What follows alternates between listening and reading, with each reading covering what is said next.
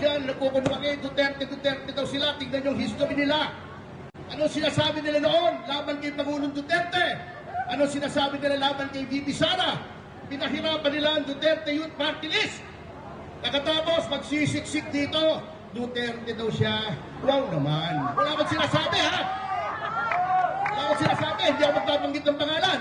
I have to tell you, bakit si Rowena Guanzon niya dilawan mo na?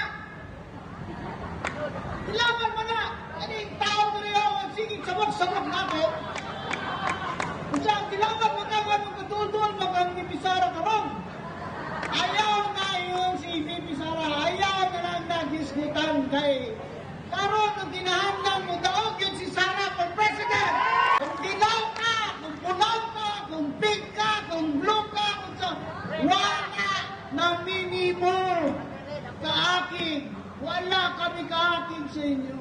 Kaya si Rowena Guanzon magsasara Duterte. Kasi Sara Duterte lang ang presidente na kung siya manalo, may mananagot.